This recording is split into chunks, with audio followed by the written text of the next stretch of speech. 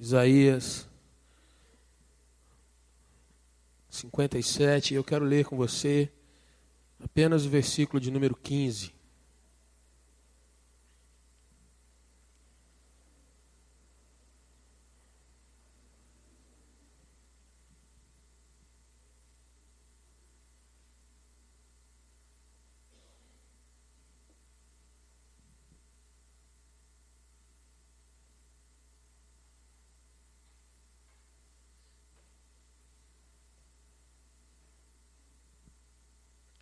Diz assim a palavra do Senhor. Porque assim diz o alto, o sublime, que habita a eternidade, o qual tem um nome de santo. Habito no alto e santo lugar, mas habito também com o contrito e abatido de espírito, para vivificar o espírito dos abatidos e vivificar o coração dos contritos. Porque assim diz o alto, o sublime, que habita a eternidade, o qual tem o nome de santo. Habito no alto e santo lugar, mas habito também com o contrito e abatido de espírito, para vivificar o espírito dos abatidos e vivificar o coração dos contritos. Senhor nosso Deus, nós mais uma vez buscamos a Tua presença. Senhor, em nome de Jesus, fala ao nosso coração, Pai.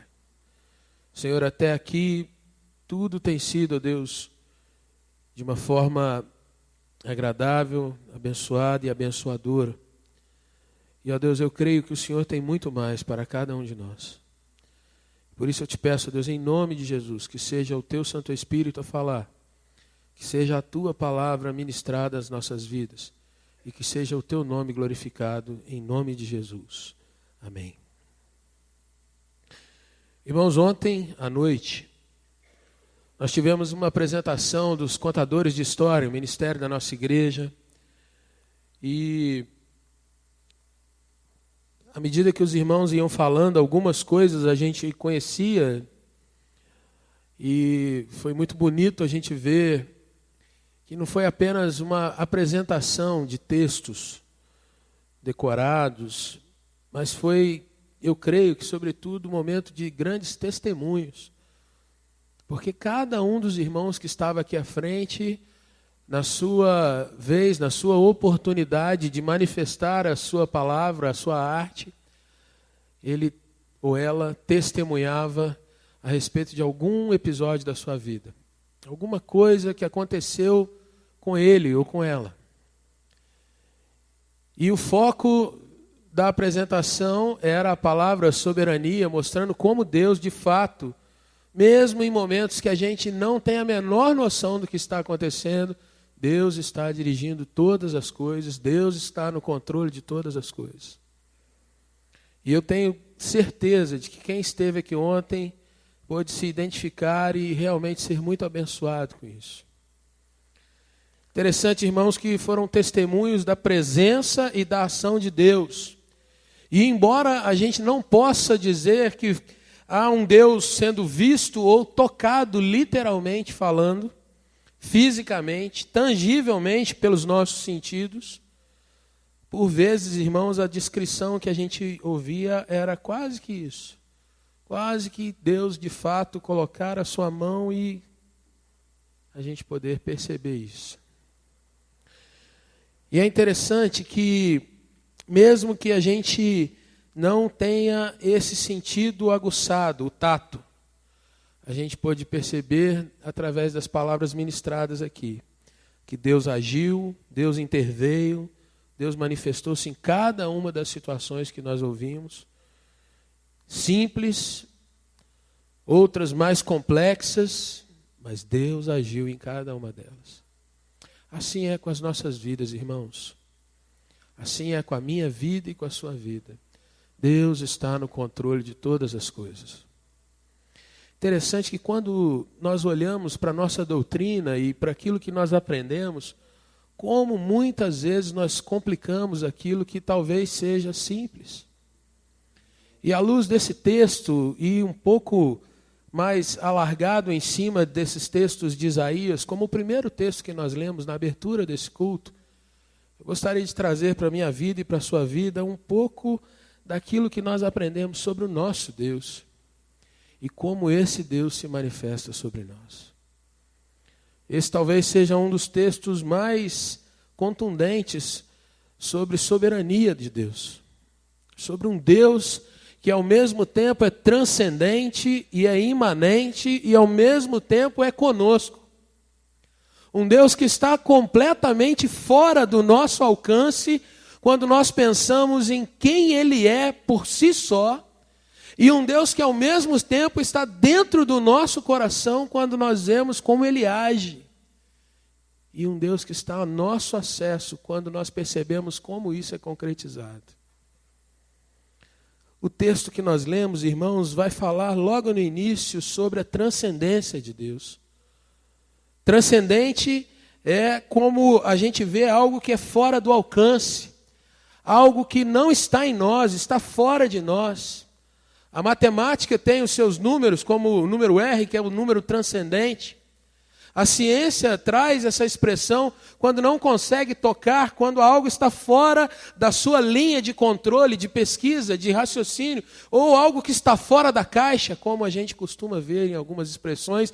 A gente não consegue definir alguma coisa e diz que está fora daquilo que é o nosso objeto de controle. E esse texto, meu irmão, começa dizendo que Deus se chama por sublime, por alto, aquele que habita na eternidade. Nós podemos trazer, irmãos, que quando falamos do nosso Deus, nós não podemos nos achegar em primeiro lugar ao nosso Deus como algo que as pessoas procuram definir ou trazer para si como objetos de adoração. Deus não é adorado por imagem. Deus não é adorado por algo que a gente constrói e diz, isso aqui é o Deus que me livrou.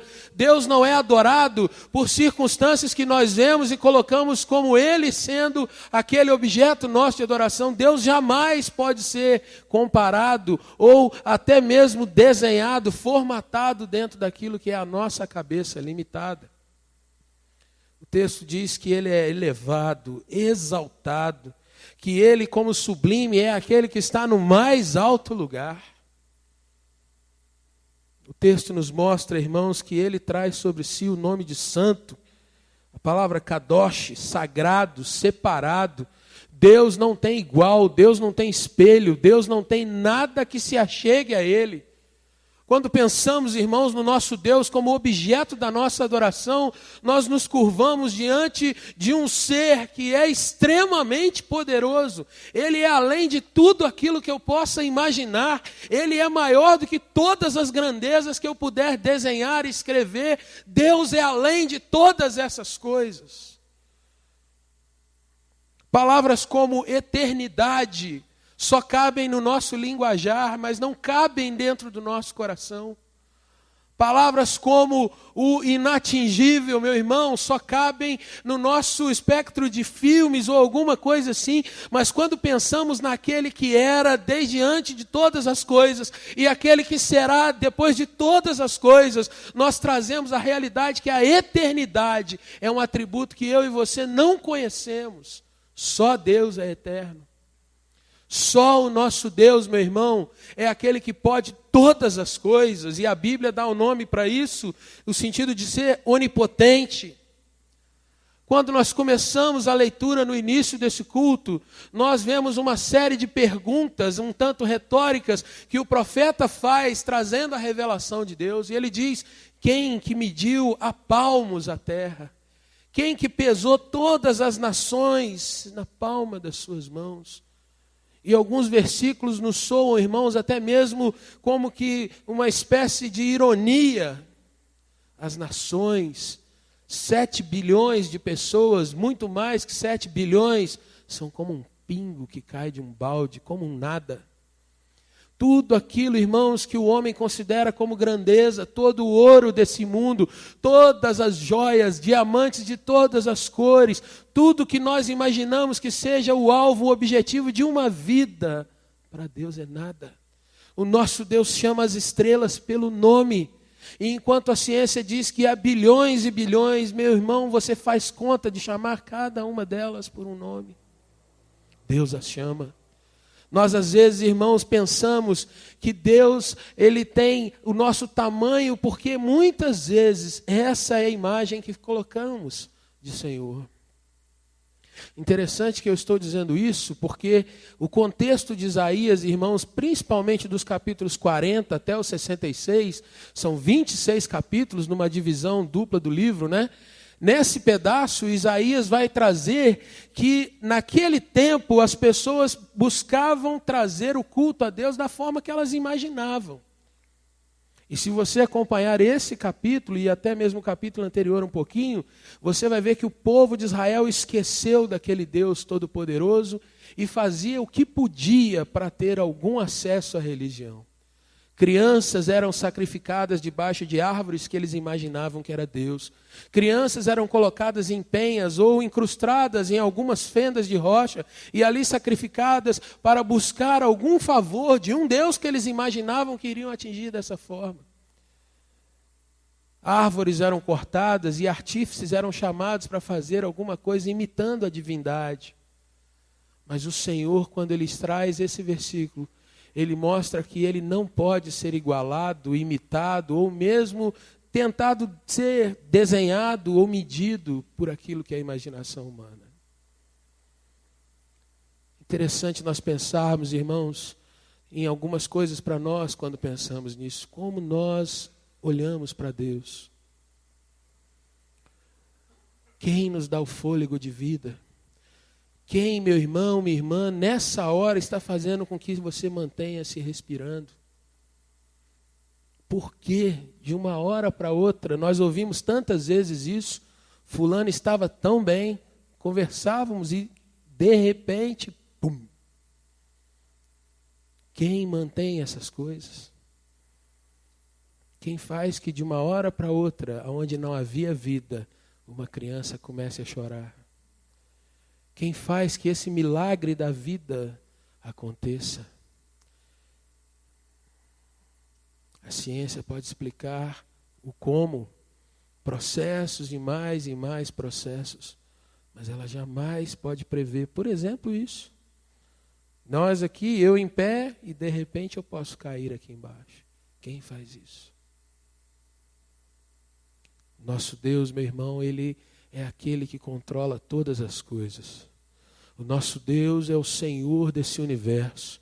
Não há nada nem ninguém que escape do olhar do Senhor. Deus é Deus. Um Deus transcendente. Um Deus que é eterno. Um Deus que é santo porque é santo mesmo. Um Deus que nesse aspecto está tão distante que nada pode atingi-lo. Mas é interessante que quando o versículo continua, o Senhor diz, de fato, eu sou esse que habito no alto, no santo lugar. Mas dê uma olhada para a sua Bíblia e veja que esse Deus, além de transcendente, meu irmão, ele tem uma outra característica. Talvez uma característica que vai mais de encontro àquilo que eu e você necessitamos no dia a dia.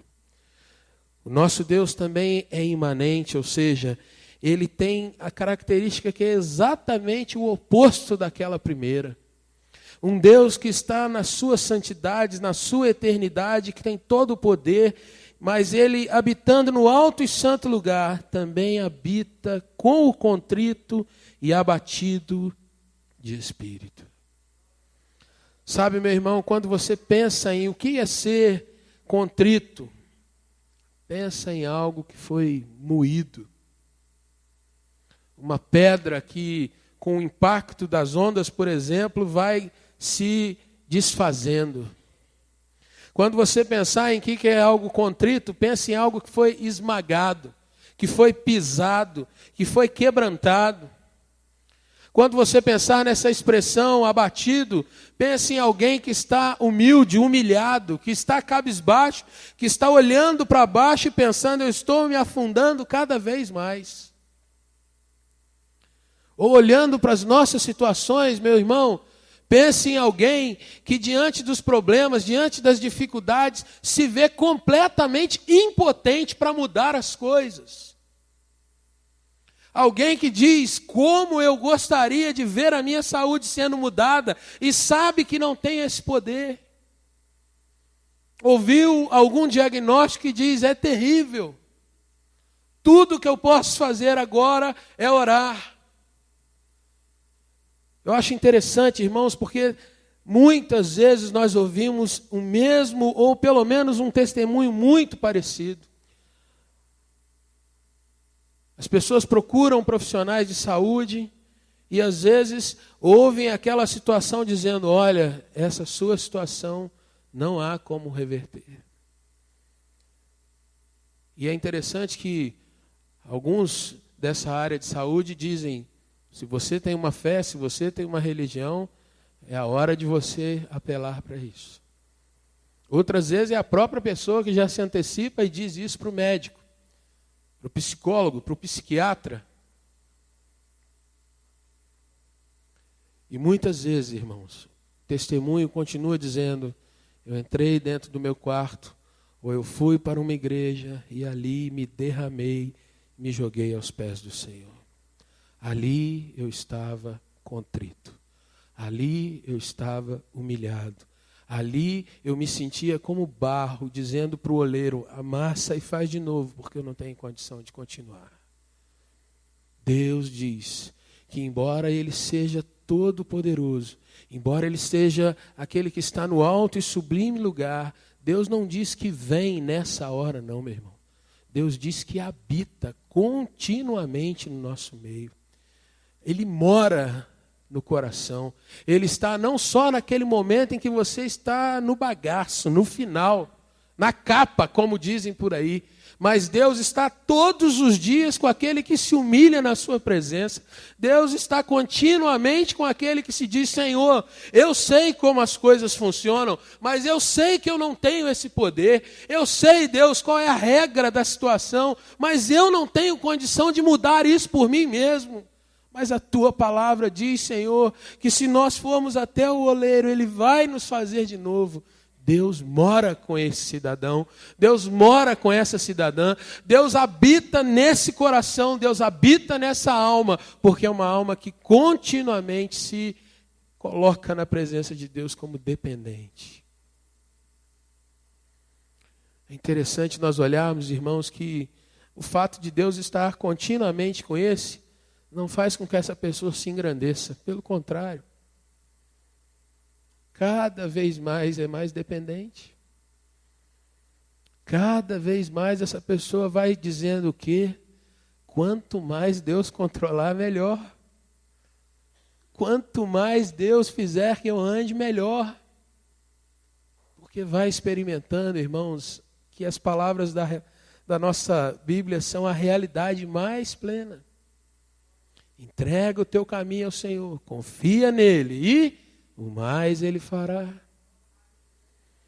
As palavras de Romanos que dizem assim, a vontade do Senhor, ela é o que mesmo? Boa? Isso não só fica na nossa mente, mas vai penetrando no nosso coração a cada dia.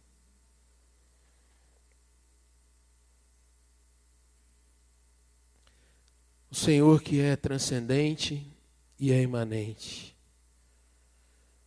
Como nós entendemos isso nesse contexto de Isaías? Marca esse versículo aí no seu coração, na sua Bíblia, e avança 3 ou 4 páginas para o capítulo 64.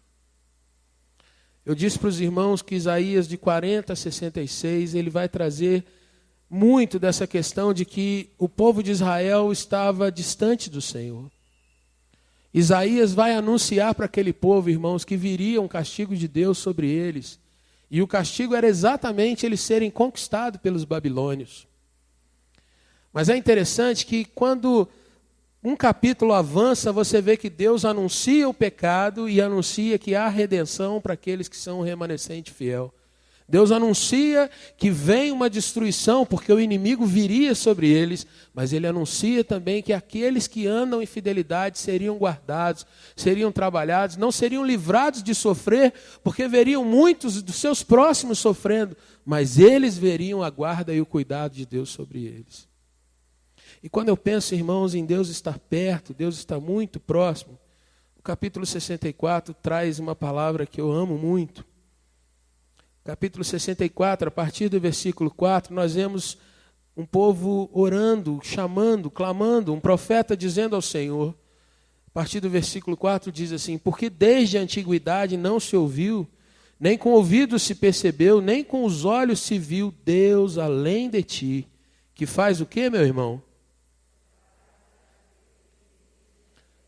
Deus que trabalha para aquele que espera. Mas ele não para por aí, veja. Saís ao encontro daquele que com alegria pratica a justiça, daqueles que se lembram de ti nos teus caminhos, e eis que iraste porque pecamos, as pessoas reconhecem isso, por muito tempo temos pecado e havemos de ser salvos, mas todos nós somos como o imundo e todas as nossas justiças, ou seja, tudo aquilo que nós tentamos fazer para chegar mais perto de algum Deus, são como trapo de imundícia. Todos nós murchamos como a folha e as nossas iniquidades, como um vento, nos arrebatam. E aí eles começam a ver a situação do seu povo. Já ninguém há que invoque o teu nome, que desperte e se detenha, porque escondes de nós o rosto e nos consomes por causa das nossas iniquidades. Mas veja só o que vem agora.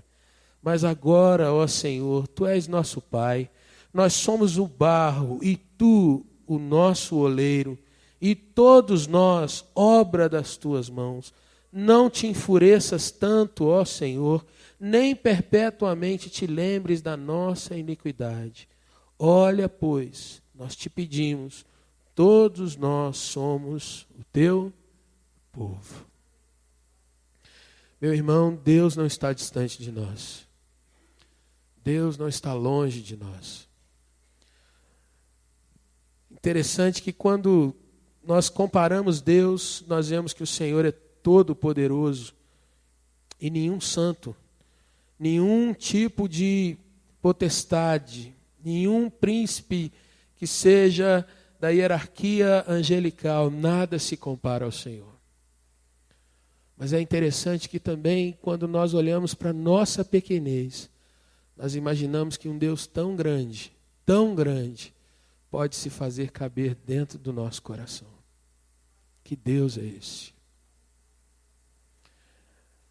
Deus que é transcendente, um Deus que é imanente, mas nós podemos dizer que é um Deus que está conosco. O texto nos diz, irmãos, voltando para Isaías 57, que o objetivo do Senhor nesse sentido de se mostrar que mesmo sendo soberano, mesmo sendo Deus que conhece todas as coisas, que tem todo o poder, esse Deus é capaz de habitar no meio do coração daquele que de fato é um contrito, abatido de espírito. Mas por quê? O final do versículo diz, para vivificar o espírito dos abatidos e vivificar o coração dos contritos. Interessante, meu irmão, que eu posso dizer que Deus conosco é exatamente o nome daquele que é o servo do Senhor e que se encarna a nosso favor, Jesus. Ele é o Emanuel, Ele é o Deus conosco, como um Deus que é totalmente o outro, que é tão grande, pode se fazer e entrar dentro de algo tão pequeno, tão limitado conosco. Pode colocar na nossa vida, no nosso coraçãozinho, algo tão poderoso. É através de Jesus e só através de Jesus. Jesus, meu irmão, é o elo de ligação entre aquele que é eterno e nós que somos finitos. Jesus é o elo de ligação entre aquele que é o todo santo e nós que somos pecadores. Jesus é aquele, meu irmão, que como eu ouvi hoje pela manhã, uma irmã dizendo aqui, ele falou, quando Jesus está no barco, eu deito e durmo, porque a tempestade pode estar de qualquer jeito, mas se Jesus está ali dentro, eu vou descansar. Jesus é esse elo. Mais ainda, meu irmão, embora esse texto não fale especificamente sobre salvação, esse versículo vai falar sobre vivificar, sobre reanimar, sobre fazer reviver, sobre sustentar a nossa caminhada nessas nossas dificuldades. Interessante você olhar para o contexto desses capítulos, meu irmão. Aquele povo era um povo que fazia seus deuses. Se você está com a sua Bíblia aberta ainda, Isaías 57, você vai ver algumas coisas que eu quero te mostrar. Olha o que acontece antes sobre aquele povo. O versículo de número 5, meu irmão, ele fala sobre as pessoas que colocavam as suas vontades, os seus desejos junto aos terebintos, ou seja, árvores. Debaixo de toda árvore frondosa, eles sacrificavam crianças nas fendas dos penhascos também. O versículo, meu irmão, de número 8 até o 10, mostra que aquele povo estava caminhando debaixo de uma prostituição violentíssima. E havia não só o desejo, como havia prostituição, até mesmo de forma cultural. Aquele povo, que era o mesmo povo que fora retirado do Egito séculos antes, era um povo obstinado. Veja o que diz o versículo de número 10. Na tua longa viagem te cansas, mas não dizes, em vão achas o que busca, por isso não desfaleces.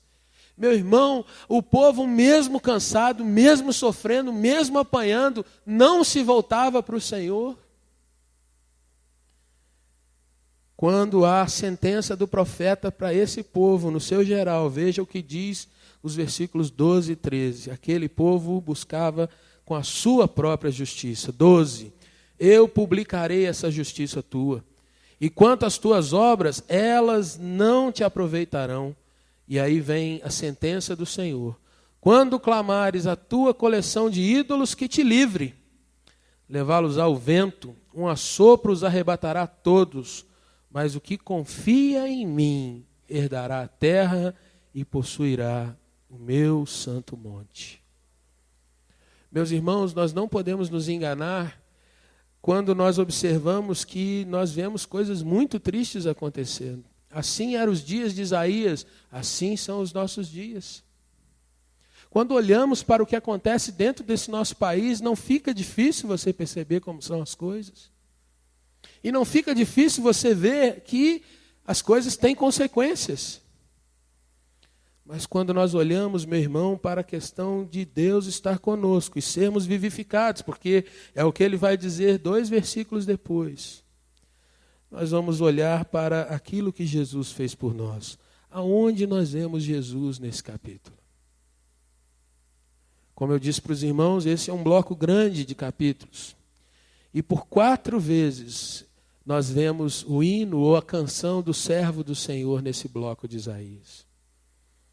No capítulo 42, no capítulo 49, no capítulo dos mais famosos, que é o capítulo 53, que nós lemos constantemente.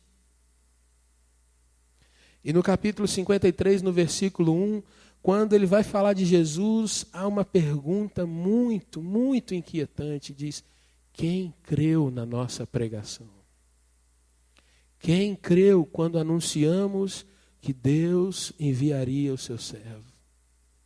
Quem creu? Quem crê hoje? Quem crê que Jesus de fato é aquele que salva para a eternidade? Cada um pinta um Jesus de um jeito, ao seu próprio desejo. Uma das coisas mais complicadas é quando nós fazemos aquela pergunta, quem é Jesus para você? E embora a resposta fosse tão óbvia, Jesus é aquele que a Bíblia me mostra quem é. Eu vejo, irmãos, as pessoas floreiam tudo que vem na sua mente. Jesus é bonzinho. Jesus é o meu amigo do peito. Jesus é o cara mais legal. De uma forma desrespeitosa dizem, Jesus é o cara lá de cima. Jesus é isso, é aquilo, mas poucos veem que de fato Jesus é o Salvador. Jesus é o Redentor, Jesus é o Filho do Deus vivo, Jesus é o Senhor, Emanuel, aquele que se fez servo para estar conosco. E é interessante que no meio de tanta dor, meu irmão, quem crê, quem se pergunta que Jesus é a ligação por nós? quero te trazer à memória alguns versículos. Jesus, quando estava sendo assunto aos céus, ele diz assim: eis que eu estou convosco até a consumação dos séculos. O versículo que nós lemos diz que o Senhor vai habitar com contrito de espírito para vivificar, para reavivar a cada dia. Jesus, o Deus conosco, habita em nós. Mas ainda, Jesus nos disse: deixo-vos a minha paz vos dou. Eu não dou a minha paz como o mundo dá. O mundo dá uma paz baseada em coisas. Jesus te dá a paz verdadeira, que só ela pode alimentar a tua alma. Só Jesus pode te dar descanso. Mas ainda, meu irmão, Jesus disse: eu vou para junto do meu Pai, mas eu deixo com vocês o Consolador, aquele que é o Paráclito, aquele que anda lado a lado, aquele que vai ser o seu advogado, aquele que vai estar todos os dias te mostrando como caminhar, aquele que vai do seu lado enxugando as tuas lágrimas e às vezes vai te dando um puxão no braço dizendo: vamos caminhar. Eu vou deixar o Espírito Santo com você para que você tenha autoridade para pregar a minha palavra onde quer que você vá, dentro da sua casa, no seu emprego. É certo que vai haver retaliação, mas eu estou convosco todos os dias, eu estou com você, não desanime, porque Jesus está com você. Eu estou convosco, diz o Senhor. Sabe, meu irmão, minha irmã, nós precisamos nos lembrar dessas coisas, porque quando a gente começa a olhar demais para as nossas situações, muitas vezes nós desanimamos. E eu quero terminar essa palavra trazendo ao seu coração a leitura desse versículo novamente, para que você se lembre que você pode estar passando por momentos delicados, mas você precisa de fato concentrar o seu coração e a sua mente naquilo que é a obra do Senhor na sua vida. Porque assim diz o alto, o sublime, que habita a eternidade, o qual tem o nome de santo. Habito no alto e santo lugar, um Deus transcendente.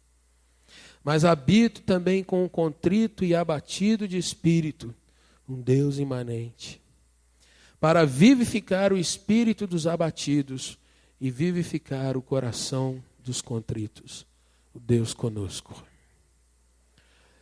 Eu não sei se você já conhece Jesus assim. Nessa noite,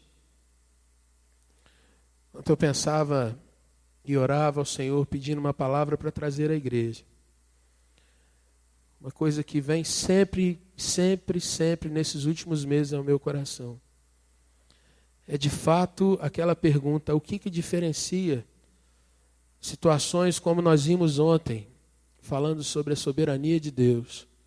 O que nos diferencia, irmãos, do que nós temos ouvido como o Evangelho nesses dias? O que muda quando eu saio desse lugar e às vezes entro num lugar onde as pessoas muitas vezes estão fazendo festas e mais festas, mas saem de lá sem ter certeza se são salvas de fato ou não? Eu creio que o que muda é o ponto de que nós de fato exercemos um compromisso com Jesus e de fato o confessamos como dono das nossas vidas. Ser contrito e abatido de espírito é dizer para o Senhor: Deus, não sou eu que mando na minha vida. Não sou eu, Senhor, quem toma as minhas decisões no que diz respeito à Tua palavra e como eu encaminho as coisas da minha vida. Na realidade, Pai, eu sou pobre, cego, fraco, nu e dependo de Ti todos os dias. Não sei se você pensa dessa forma, mas eu acabei de mostrar para você o que a palavra do Senhor nos traz. E nessa noite, eu gostaria de fazer um convite para você que talvez tenha conhecido Jesus de diversas formas, mas ainda não o conhece como Filho verdadeiro de Deus. Eu queria que você pensasse um pouco, e eu vou usar aqui as palavras do pastor Jazir, que eu ouvi muitas vezes, sentado aí nesse banco, eu ouvi muitas vezes pregando aqui. E ele dizia: se desse momento agora, o teu coração parasse, você fechasse os olhos aqui, aonde você vai abrir os seus olhos novamente? Qual será o destino eterno que você vai ter? Você pode fugir dessa pergunta de diversas formas, mas a realidade é que um dia você vai ter que respondê-la diante de Deus. Eu gostaria de fazer um convite, porque Jesus, Ele nos promete que se nós abríssemos o nosso coração, se nós de fato entendermos que Ele é Deus sobre as nossas vidas, que Ele é também um Deus transcendente, imanente, e Ele é o Deus conosco. Se nós o confessássemos como Senhor, Ele não só tomaria as nossas dores, nos ajudaria, nos acompanharia, mas Ele nos confessaria diante de Deus Pai que está no céu. E eu queria orar nesse sentido pela sua vida. Talvez você possa responder aí mesmo para você, mas eu sou frequente na igreja. Eu sou alguém que venho domingo de manhã, domingo à noite. Isso é bom, mas essa não é a resposta. Eu sou alguém que tenho procurado por Jesus, eu faço as minhas orações em casa todo dia. Isso é bom, mas isso não é a resposta. Você pode dizer, olha, eu até leio a Bíblia, vez por outra, ela está ali. Isso é muito bom, mas não é a resposta. A grande pergunta é, você de fato é alguém que reconhece que Jesus morreu por você? Você de fato reconhece que se você morresse agora, você acordaria na eternidade com Deus? Quantos de nós, quando ouvimos uma palavra dessa, dizemos, nossa, que palavra macabra. Mas eu quero te dizer, meu irmão, que ninguém aqui sabe quando será a hora que os nossos olhos vão se fechar. Mas é interessante que isso não é a maior resposta. A maior resposta é saber que quando eu entrego a minha vida a Jesus, eu não passo a ser como que alguém que foi quase que um rato retirado ali daquele cantinho da sobrevivência e agora estou livre da boca do gato. Nada disso. Aquele que conhece Jesus como Senhor é aquele que, quando vai andando, não se cansa. É aquele que corre e não se fatiga. É aquele que sobe nas asas do Senhor, como nós lemos no texto bíblico no início. Aquele que é um crente em Jesus, ele sabe que o Deus Todo-Poderoso está habitando no seu coração.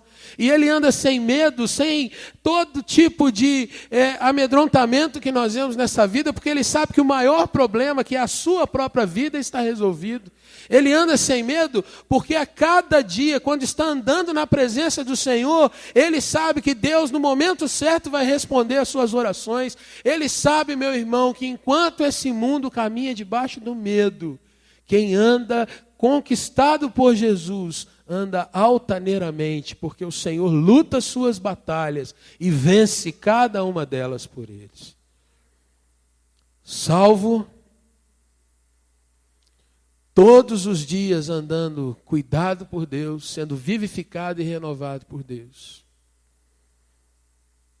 Sem os medos de Satanás ou de quem quer que seja. Isso é andar debaixo de Jesus. Eu queria orar por você. Se você tem dúvidas sobre a sua salvação, quem sabe essa é a hora de você se dizer, Deus, eu ando no meio de muitos crentes, mas eu ainda não sou um crente de verdade. Quem sabe hoje você possa dizer, Senhor, a partir de hoje é o meu compromisso pessoal contigo. E de uma vez por todas, eu entrego a minha vida ao Senhor. Eu sei que nessa hora alguma coisa pode estar te incomodando aí. Nessa hora alguma coisa pode estar dizendo, esquenta a cabeça não. Pula isso. Mas em nome de Jesus eu quero repreender essa palavra. E quero te dizer, pensa bem sobre isso, porque essa é a resposta mais séria que você pode dar na sua vida. Se você puder, abaixe a sua cabeça um pouco. Pensa um pouco na sua vida nessa hora, em nome de Jesus. E eu queria pedir aos demais irmãos, você que de fato entregou sua vida a Jesus, que você estivesse orando nessa hora por outras pessoas aqui. Que você estivesse falando com o Senhor.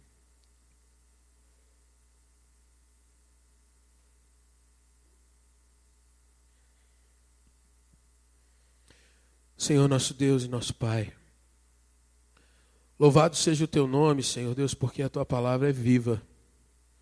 Louvado seja o teu nome, Senhor, porque se não fosse por Jesus, essa igreja não existiria, nenhum de nós estaria aqui, e nós andaríamos, ó Deus, como ovelhas desgarradas, perdidos e cada vez mais confusos, mas o Senhor teve misericórdia de nós.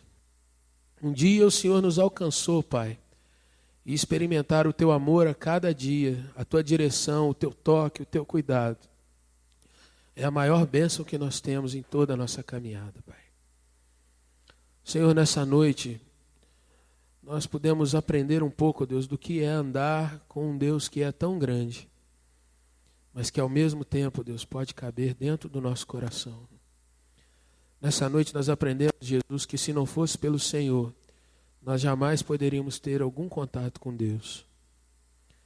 E, Senhor, essa hora eu quero te pedir por esse ou por essa que ainda só te conhece de ouvir falar, Senhor, mas que muitas vezes tem andado atribulado, tem andado, ó Deus, magoado, tem andado, Senhor Deus, perdido, porque não tem no seu coração, ó Deus, uma certeza de onde vai passar a eternidade. Não tem no seu coração, ó Deus, a certeza de que esse Deus tão grande o ouve nas suas petições.